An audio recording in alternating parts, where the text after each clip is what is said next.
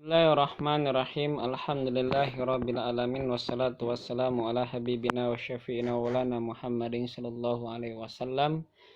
Baik, kita teruskan pengajian kitab Tangkihul Qaul atau kitab Lebabul Hadis karya Al-Imam Suyuti dan syarahnya yang disyarahkan oleh Asy-Syaikh Nawawi Tanara Al-Bantani. Sekarang memasuki bab yang ke-23 fi fadillati taubah. Al-bab tsalitsu wal ishruna fi fadillati taubah. Bab yang ke-23 menerangkan tentang keutamaan taubat atau batu hiya ar-ruju'. Taubat itu adalah rujuk, artinya kembali kepada Allah secara totalitas dan jangan melakukan perbuatan yang tercela lagi. Amakan madmuman fi syar'i. Nah, kalau Nabi alaihi salatu wasallam, Nabi Muhammad sallallahu alaihi wasallam, pinggirnya ya. Ata ibu minadanbi kaman landan balahu. Jadi orang yang bertaubat dari sebuah dosa, kaman landan balahu, seperti orang yang tidak ada dosa lahu baginya. Jadi ketika kita taubat itu dosa kita semuanya terdelkon, terhapus. Makanya seperti tidak ada dosa. Wal mustaghfiri minadzanbi huwa muqimun alaihi kal mustahzi'i bi rabbih. Dan orang yang membaca istighfar minadzanbi dari dosa, tiap dia melakukan dosa dia istighfar. Tiap melakukan dosa dia istighfar wa huwa, dan dia itu yang setiap melakukan dosa dia istighfar, muqimun, orang yang selalu terus menerus alaihi terhadap dosa. Setiap membaca dosa istighfar, setiap melakukan dosa istighfar. Nah, itu seperti kal mustazi, seperti meledek bi rabbihi kepada Tuhannya, meledek. Wa qala nabiyyu an-nadamu taubah wa taibu minadanbi kaman ladan balahu. Jadi penyesalan itu salah satu syarat untuk tobat. Wa taibu minadanbi, dan tobat dari dosa kaman ladan balahu, seperti orang yang enggak ada dosa. Wa qala sallallahu alaihi wasallam, dan Rasulullah bersabda, ma min syai'in ahabba ilallahi ta'ala min syabin ta'ibin wa ma min syai'in abghadha ilallahi ta'ala min syaikhin muqimin ala ma'asi. Jadi tidak ada, kata Rasulullah, sesuatu yang paling dicintai kepada Allah min syabin ta'ibin, daripada pemuda yang melakukan tobat. Jadi pemuda yang selalu melakukan tobat, dia dicintai oleh Allah. Dan kebalikannya, wa ma min syai'in abghadha ilallahi ta'ala min syaikhin muqim. Dan tidak ada sesuatu yang paling dimarahi Allah, dibenci Allah, gitu kan, ilallahi ta'ala min syai'in muqimin, daripada orang tua yang selalu terus-menerus terhadap ala ma'asihi, terhadap menjalankan kemaksiatannya. Allah akan murka. Jadi Allah cinta sama pemuda yang tobat, dan Allah sangat marah kepada orang tua yang selalu melakukan dosa, maksiat. Wa qala Nabi alaihi salatu wasallam likulli syai'in hillah wa hillatud dzunub atau batu. Setiap sesuatu itu ada hiasannya, dan hiasan dosa itu dengan taubat. Wa qala Nabi likulli syai'in dawa'un wa dawa'ud dzunub atau setiap sesuatu itu ada obatnya, dan obatnya dan penyakit dosa itu taubat. Wa qala Nabi at-taubatu tahdimu al-hubah.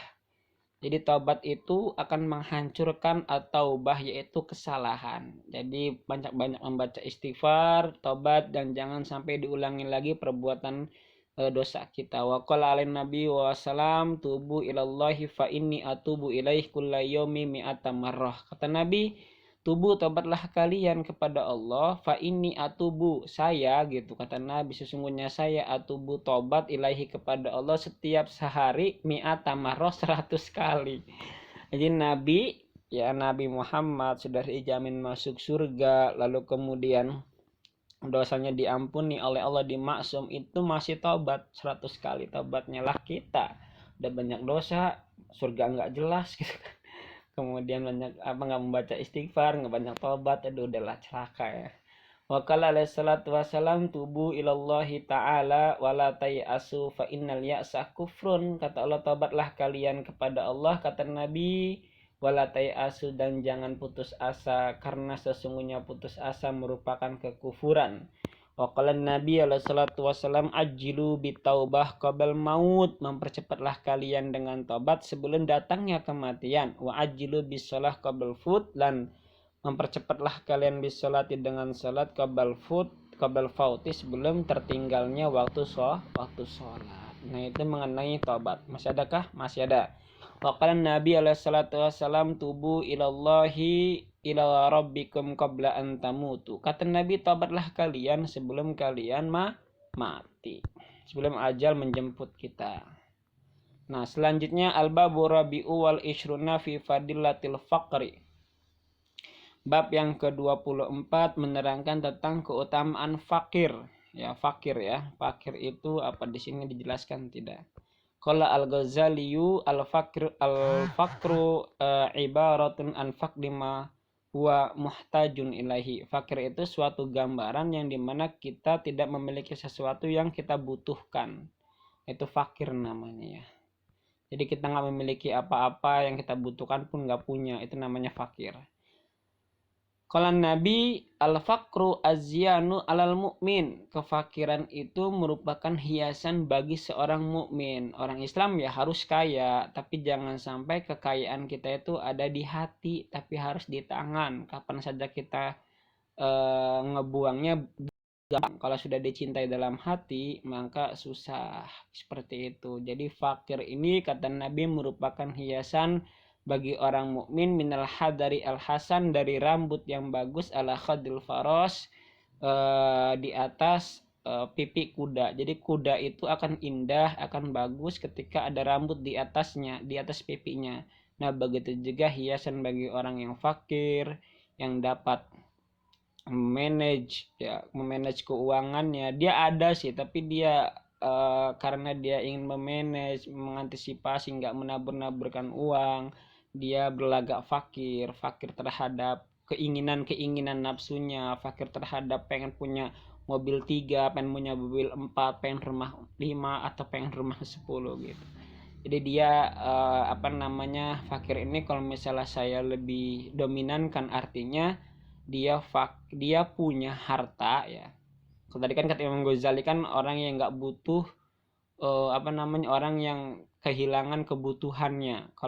Kalau saya, kita punya, tapi kita harus bagaimana memfakiri diri kita, mengunci diri kita atau menahan nafsu agar semua barang-barang yang kita konsumsi materinya itu tidak berlebihan dan tidak boros. Nah, fakir di situ menahan. Waqala Nabi alaihi salatu wasallam al-fakru syai'un indan nas, fakir itu merupakan kekejian di sisi manusia, tapi wazainun indallahi yaumil qiyamah, dan perhiasan di sisi Allah pada hari kiamat. Waqala Nabi sallallahu alaihi wasallam hubbul fuqara min akhlaqil anbiya.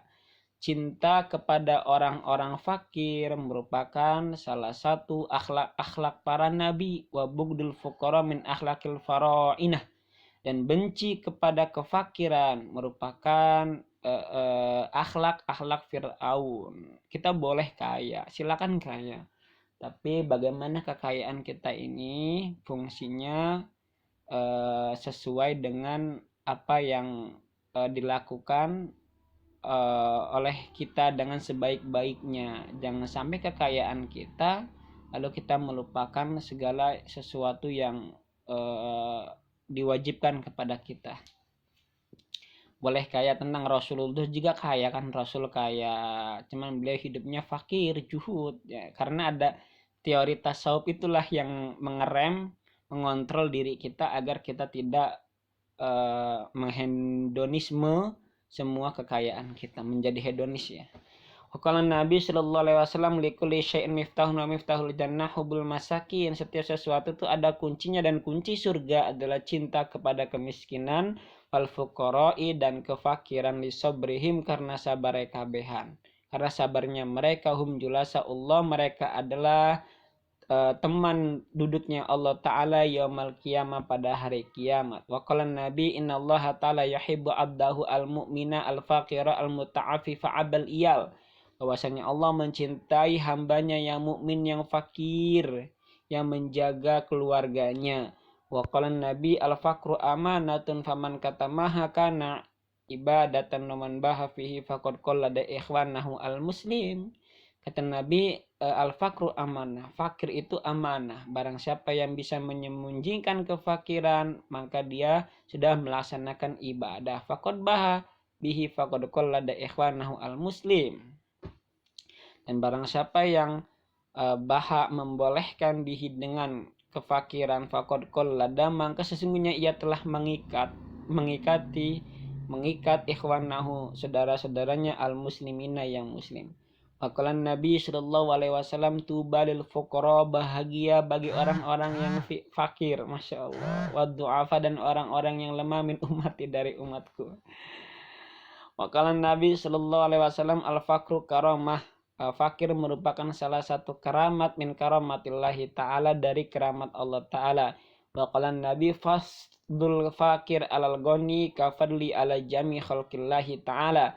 Keutamaan fakir terhadap orang yang kaya seperti keutamaanku terhadap seluruh makhluk Allah Ta'ala.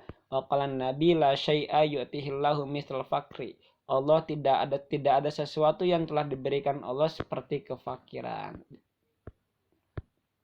Nah, insya Allah bagi teman-teman yang ingin bertanya ya silakan bertanya. Saya nggak nyuruh kalian fakir ya. Nabi juga nggak nyuruh kita fakir, harus kaya. Kita harus kaya harta, cuma kita harus bisa memanage diri kita, menahan hawa nafsu kita dari produk-produk yang bahwasanya sifat anjing atau sifat babi, kata Imam Ghazali, itu tertanam di dalam tubuh kita. Itu saja, mungkin bermanfaat. Insya Allah nanti akan dilanjutkan bab yang ke-25. Simak, jangan kemana-mana. Diberitahu teman-temannya agar selalu mengaji. Mohon maaf kalau misalnya ada bacaan-bacaan yang salah. Wabillahi taufiq wal hidayah. Assalamualaikum warahmatullahi wabarakatuh.